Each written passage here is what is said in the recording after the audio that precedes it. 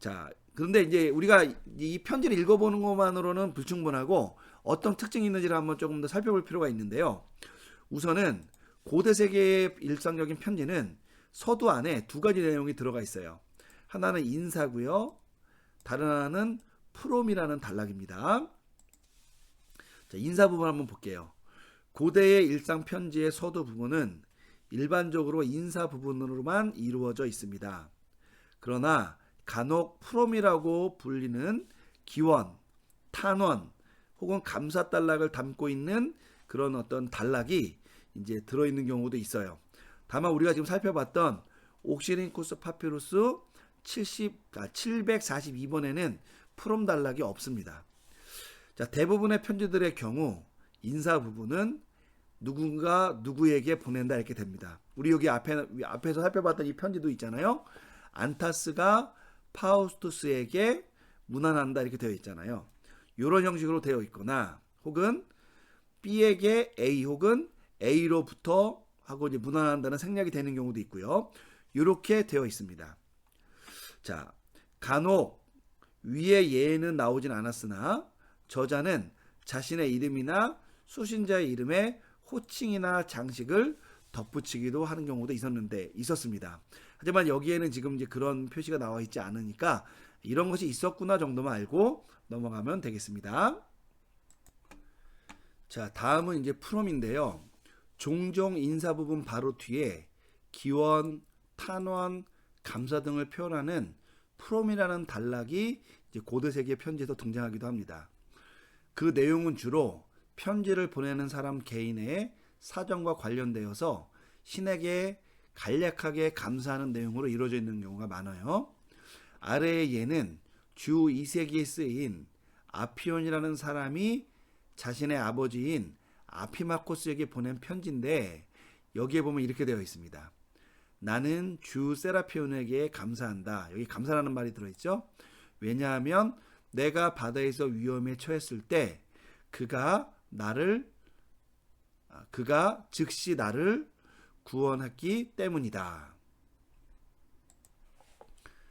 어쨌든 요 감사 단락이 들어있다는 요게 이제 앞에 나온 어떤 편지에는 들어있지 않지만 이렇게 들어있는 편지도 있다라고 여러분들이 기억하시면 되겠습니다.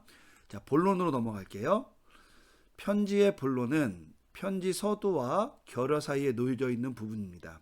여러분 이게 전통적인 편지의 본론 부분에 대한 정의예요. 다시 한번 볼게요. 편지의 본론은 편지 서두와 결여 사이에 놓인 부분이다. 자, 편지 본론 부분은 매우 복잡한 형태를 보이는데 그 이유는 본론이 편지의 본격적인 내용을 전하는 부분으로 다양한 특성을 가지고 있기 때문입니다. 그렇기에 편지 본론 부분을 편지 양식에 따라 분석하고 이해하는 것은 쉬운 일이 아니다. 여러분이 보시면 되겠어요. 서두와 결여 부분은 일정한 특징들이 분명히 나타나는데 이 본론 부분은 일정한 특징이 있다 하더라도 내용이 너무 다양하니까 이런 부분들이 좀 파악하기가 어렵다는 거예요. 그러나 본론 부분 역시 일단의 진행 규칙이 있는데요. 학자들이 이제 발견해낸 건데 본론을 여는 단락, 본론의 내용 단락, 본론 마무리 단락 이렇게 세 가지로 되어 있다라고 이야기합니다. 고대 편지 저자들은 많은 경우 이 순서를 고려해 편지를 작성하였어요. 물론 앞에서 살펴본 파피루스 편지에는 이러한 요소들이 자세히 나오지는 않는데요. 그 이유는 너무나 간단한 사항, 즉 갈 때 건초 더미를 보내는 것에 대해서 얘기하는 그런 사무적인 이야기를 하는 것이기 때문에 이렇게까지 자세하게 구성해서 이렇게 편지를 작성할 필요가 없었다라고 이해하시면 되겠습니다. 자, 세 번째 부분은 이제 결어 부분인데요. 여러분 결어 부분은 일반적으로 마지막 문단 및 마지막 건강 소원 혹은 결론적 훈계, 방문 이야기 등으로 구성되어 있는 부분이에요. 그러나 파피루스 편지들에서는 이러한 요소들이 사실은 잘 등장하지 않습니다. 그러니까 원래 결어에는 이런 것들이 들어있다라고 많이 얘기하지만 파피루스 편지는 이런 것이 없고요. 우리 아까 살펴봤던 편지 보면 그냥 안녕하고 끝나잖아요. 그런 것처럼 대부분 편지는 안녕하고 끝납니다. 자, 부속 부분 한번 볼게요. 고대 편지들의 결여 부분에는 건강상의 이유, 사고, 문맹 등으로 대필자를 사용한 것에 대한 언급이 등장합니다. 편지의 날짜, 편지의 작성 날짜, 편지 전달자들에 대한 언급 등도 이제 한 번씩 등장합니다. 오늘날의 편지처럼 파피루스 이면에 주소를 기록하였고, 따라서 앞선 파피루스 편지에는 날짜가 카이사르 28번째 해 바우니 일로 기록되어져 있고요. 주소는 네클레에서 파우스투스에게 라고 이제 표현이 되어 있습니다. 그러니까 여러분, 우리가 이제 고대 편지의 양식이 종류가 크게 보면 이제 문학 편지, 관공서 편지, 그리고 일상 편지가 있는데, 당시에 대부분의 편지는 일상 편지예요. 근데 일상 편지의 내용은 우리가 대부분 어디에 보존되어 있냐면 일상과 관련되어 있기 때문에 파피루스라는, 소위 말하면은 이 파피루스 갈대로 만든 그 종이 위에 기록이 되어 있습니다. 근데 굉장히 이제 긴 편지도 있고 짧은 편지도 있는데, 이제 우리가 조금 전에 봤던 그 편지가 이제 여러 편지들 중에서 그냥 많이 대표로 언급되는 편지인데, 그 편지를 보니까 네 가지 부분이 총 있었잖아요. 서두 부분, 그죠? 그리고 본론, 그리고 결여, 그리고 이제 부속 부분, 이게 네 가지가 있었고요. 그래서 거의 모든 편지가 이런 네 가지 요소를 포함하고 있다고 여러분이 보시면 됩니다. 주제는 이제 그 문학 편지나 이제 관공서 편지는 조금 엄중하고 보존 가능하고 뭔가 조금 예술적인 것이 들어있지만, 일상 편지는 정말 일상과 관련되어져 있는 그런 내용들이 여러분 담겨져 있어서, 여러분들이 조금 그 내용 면에서는 다양성이 있다라고 아시면 되겠지만, 어쨌든 형식은 크게 서두, 본론, 결여, 그리고 이제 보충적인 부분, 그러니까 부속적인 부분, 이렇게 네 가지로 이루어져 있다라고 여러분이 이해하시면 되겠습니다. 그런데 아까 제가 여러분, 우리가 요 수업 맨 앞부분에서 이야기할 때에 바울 편지가 사실은 사도 바울께서 자신의 편지를 쓸 때 하나님 말씀을 기록하는 거지만, 그죠? 하나님의 허락하에서 쓴 거죠. 당시에 어떤 편지의 양식을 배제하지 않고 편지를 썼다, 이렇게 말씀을 드렸잖아요. 그러니까 이 편지의 어떤 이 당시의 관습이 바울 서신 안에도 반영되었을 거라고 우리가 이제 예상할 수 있다, 이렇게 말씀을 드렸는데, 일단의 변형은 있었을 수 있겠어요. 왜냐하면 상황과 정황에 따라서 이 편지 쓰는 사람들이 조금씩 변형을 했었지만, 어쨌든 바울 서신도 1세기의 편지에 속한다는 거예요, 역사적으로 보면은. 그래서 우리가 1세기의 편지와 사도 바울이 쓴 편지를 비교해 보는 것이 조금 우리가 흥미롭기도 하고 또 우리에게 많이 도움이 될 것 같아서 그 부분을 한번 살펴보고 넘어가려고 합니다. 바로 2.3인데요. 바울 서신의 문학적, 정확히 말하면 편지적 특징들에 대해서 한번 간략하게 살펴보도록 하겠습니다. 자, 1번 볼게요. 사도 바울이 편지를 작성했을 때 그 시대에 사용되었던 편지 양식을 무시하지 않았다. 물론 이 말은 사도 바울이 당대의 편지와 완전히 동일한 형식으로 편지를 기록했다라는 말은 아니에요. 바울은 시대적 상황을 충분히 고려하면서도 최초 기독교인들을 온전히 양육하기 위한 노력으로 이제 편지를 쓰고, 또 그런 노력이 또 한 가지 일환으로 자신의 편지의 양식이라고 부를 만한 그런 새로운 편지 양식을 제시하기도 했다는 겁니다. 자, 바울 서신의 구조적인 특징들은 5중 구조로 이루어져 있어요. 여러분, 우리 아까 일반 편지는 몇 중 구조로 이루어져 있었냐면 3중 구조로 돼 있었죠. 서두, 본론, 결여. 물론 서두 안에는 인사말과 감사달락, 그리고 본론이 있고 결여, 이렇게 돼 있어서 크게 보면은 하나, 둘, 셋, 넷, 기능적으로 보면 4개로 돼 있는데, 사도 바울은 이런 기능들을 보다 구체적으로 또 혹은 상황에 따라 발전시켜서 모든 편지에서 드러나는 건 아니지만 우리가 일단의 구조가 생겼다, 뭐 하나의 새로운 방향이 생겼다라고 말할 정도로 바울이 각각 요소를 좀 더 구체적으로 활성화시켜서 편지를 5구조로 되어져 있다.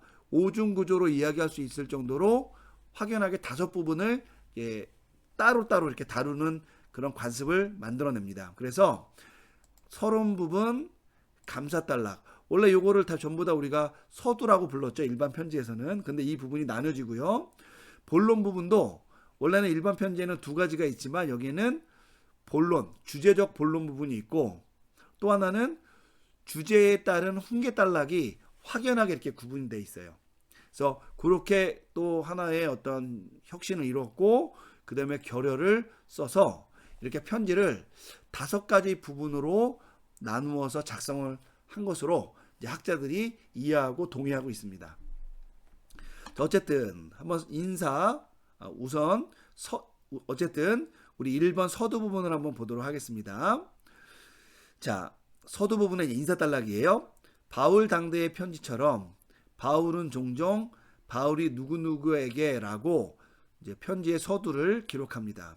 우리 데살로니가전서 1장 1절을 보면요. 이렇게 돼 있죠. 바울과 실로아노와 디모데는 여기 이제 여러분 편지 쓰는 사람들이고요. 하나님 아버지와 주 예수 그리스도 안에 있는 데살로니가인의 교회에 그래서 여기가 편지를 받는 사람들이겠죠. 그죠? 이렇게 이제 이루어져 있다라는 겁니다. 자, 데살로니가 전서의 서두에서 보이듯 바울 서신의 인사단락은 앞서 살펴본 파피루스 편지의 인사, 안타스가 파우스투스에게 깊이 문안한다, 뭐 진심으로 문안한다와 몇몇 차이점을 보이는데 바울은 보다 자주 공동 저자를 내세울 뿐만 아니라 여러 가지 말로 확대된 서두 인사단락을 제시한다. 여러분 이런 특징이 있어요. 하지만 어쨌든 기본적으로는 누구누구는 누구누구에게라는 말은 동일하죠. 요 틀에다가 바로 지금 여기서 언급한 요 사안들이 이제 추가되어 있다는 거예요. 이런 확대된 서론은 편지의 전반적 내용을 담고 있을 뿐만 아니라 또 발신자와 수신자의 영적, 교회적 위치를 재정립하는 기능까지 하도록 이게 구성이 되어 있다고 알려져 있습니다. 자, 2번째 감사단락 보도록 하겠습니다. 바울이 사용한 감사단락은 당대의 파피루스 편지들에서 발견되는 감사호군 기도단락인 프롬과 유사합니다. 특별히 이제 1세기 당시의 일반 편지들과 바울 서신 모두 감사를 누구에게 하냐면 신적인 존재에게 표현을 하고 있다는 점이 가장 비슷한 유사점이에요. 자, 그래서 바울 서신과 파피루스 편지의 이 감사의 예를 비교해 보면 이렇게 됩니다. 데살로니가전서 1장 2절에 보면은 우리가 너희 모두로 말미암아 항상 하나님께 감사한다 이렇게 되어 있죠. 자, 파피루스 편지에도 보면 나는 주 세라피온, 이거 신이에요. 이집트 신 세라피온에게 감사한다 이렇게 되어 있다는 거예요. 그러니까 외형적으로는 어때요? 유사성이 있죠. 그러나 이 감사단락에는 결정적인 차이점이 있는데요. 즉 파피루스 편지의 프롬은 그 길이에 있어서 굉장히 간단하고요. 그 내용에 있어서도 그러니까 편지를 쓰는 사람 자신의 안위에 대한 감사를 표현한다는 거예요. 그러니까 주 세라피온에게 감사하는데 우리 아까 이 부분을 읽어봤잖아요. 뭐라고 그러냐면 자신이 바다에 빠졌는데 그 세라피온 신이 자신을 구원해줬다 이거예요. 죽지 않도록. 이렇게 이야기를 한다는 겁니다. 그런데 바울 서신의 감사단락은 우선 그 길이가 길고 복잡할 뿐만 아니라 그 내용에 있어서도 감사의 원인이 자기 자신의 어떤 성공, 자기 자신의 어떤 안위, 그래서 결국은 신이 나를 지켜줬으니까 이 정도의 사람이야 라는 어떤 그런 말을 하기 위해 쓴 것이 아니라 그 편지를 받는 수신자, 다시 말해 그 성도들에 대한 감사의 내용이 들어가 있다는 거죠. 그러니까 어쨌든 그 내용이나 길이가 복잡해진 것도 굉장히 고무적인 일이지만 감사의 원인, 그 감사의 대상이 전환됐다는 점도 바울 서신의 감사단락의 굉장히 독특하고 독창적인 특징이라는 거예요. 추가적으로 바울 서신의 감사단락은 일반 편지들과 달리 종종 수신자, 발신자, 하나님의 관계를 확고히 해주는 기능도 합니다. 이러한 점들을 고려해 보면 바울은 비록 자신 시대의 감사 구문을 완전히 배제한 건 아닐지라도 초대교회 성도들을 양육하기 위해 그 양식을 변형 및 발전시켰음을 우리가 알 수 있겠고요. 결국은 사도께서 그 편지의 어떤 형식을 양육 및 발전시킨 것은 성도를 양육하기 위한 거였기 때문에 그것을 우리가 이제 기독교 목회 편지 장르를 그가 이제 개발했다, 혹은 그가 그것을 제안했다라고 이제 이야기합니다.